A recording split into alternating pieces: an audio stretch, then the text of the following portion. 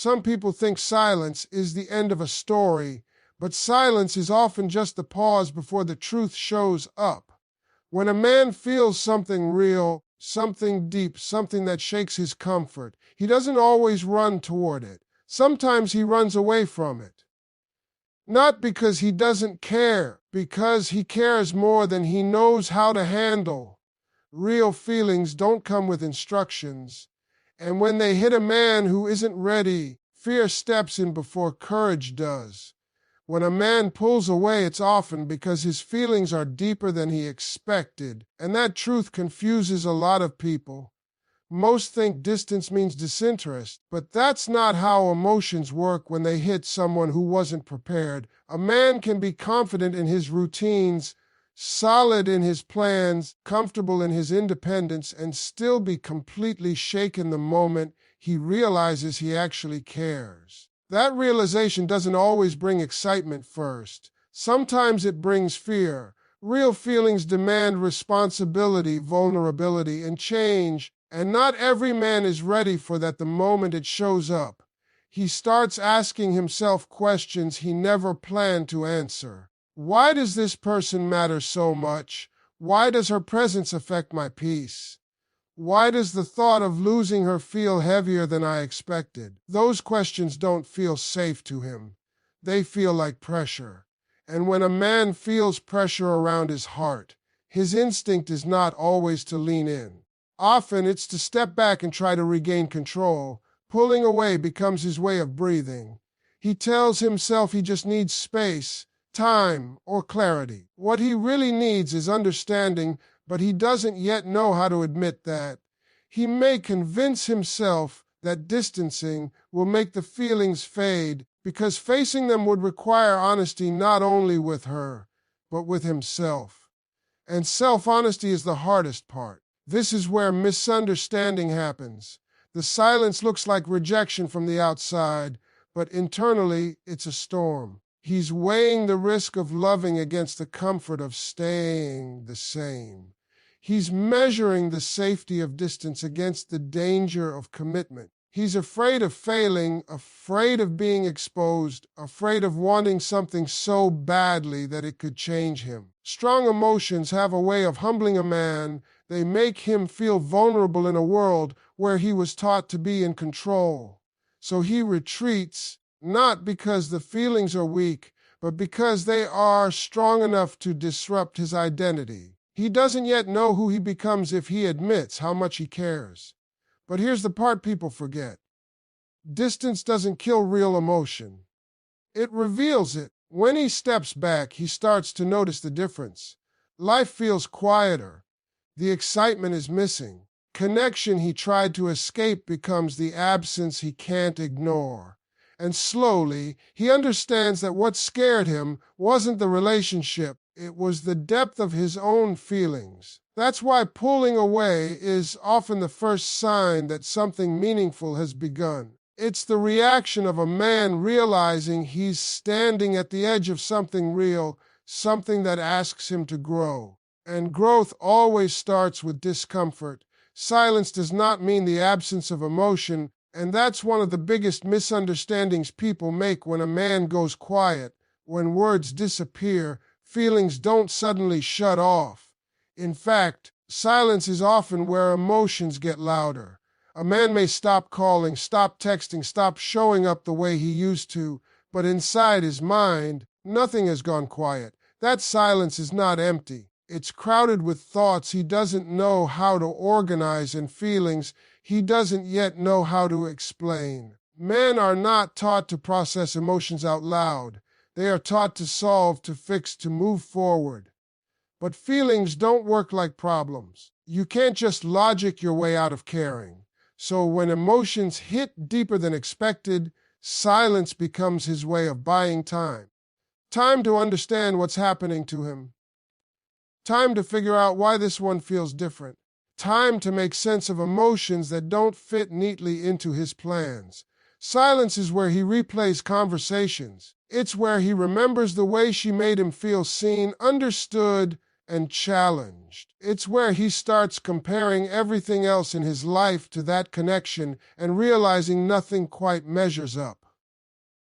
He might not admit it to anyone. He feels the shift, and that shift unsettles him. A man in silence is often fighting himself. One part of him wants to reach out immediately to say what he feels before he loses the chance. Another part warns him to stay guarded, to not expose his heart too quickly, to not risk looking weak or needy. That internal conflict can freeze him. So instead of speaking, he withdraws. Instead of explaining, he disappears. The outside silence feels like indifference. From the inside, it feels like pressure. He's trying to understand whether these emotions are temporary or life-changing. He's asking himself if this connection is worth the vulnerability it demands. And those questions don't get answered overnight. What makes silence powerful is that it strips away distractions. Without constant communication, he can't hide from his thoughts. He can't drown them out with noise. The quiet forces him to sit with the truth of how he feels. And if those feelings are real, they grow stronger, not weaker. That's why silence often precedes confession. Once a man understands that the feelings didn't disappear during the quiet, he realizes they are real. Once he sees that distance didn't bring relief, he understands that avoidance didn't solve anything. The silence becomes the place where clarity is born. When he finally speaks again, it's not because he suddenly remembered you. It's because he never forgot you. The silence was the process. The quiet was the preparation. And when a man breaks silence to express his feelings, it's because those emotions survive being left alone with his thoughts. Real feelings don't disappear just because communication stops, and that's a truth many people struggle to accept. When messages slow down or calls stop, the mind immediately assumes the worst. Emotions don't operate on schedules or signals. If what a man felt was shallow, it would fade quickly and quietly. But when the feeling is real, it doesn't leave just because he creates distance.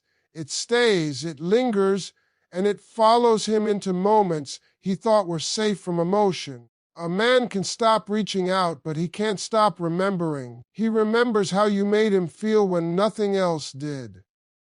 He remembers the comfort, the challenge, the laughter, and the way his guard dropped without him noticing. Those memories don't vanish when communication ends. In fact, they often become stronger because there's nothing new to replace them. Distance has a strange way of exposing truth. When he no longer has access to you, he begins to feel what your presence actually meant. He notices the emotional gap. He feels the absence in small moments, in quiet nights, in victories that don't feel complete because there's no one to share them with. That's when he realizes the connection wasn't just convenient, it was significant. Men often believe that stepping back will help them regain control. They think time and space will reduce emotions. But real feelings don't shrink in isolation, they grow clearer. Without distraction, he's forced to confront what he tried to ignore. He starts to understand that what he felt wasn't temporary attraction or passing interest. It was attachment.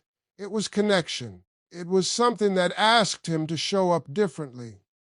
What scares him isn't the feeling itself, it's what the feeling requires. Real emotion asks for consistency, honesty, and courage. It asks him to risk being vulnerable. And vulnerability is uncomfortable for someone who has learned to protect himself at all costs. So instead of admitting how deeply he cares, he tries to outdistance the feeling.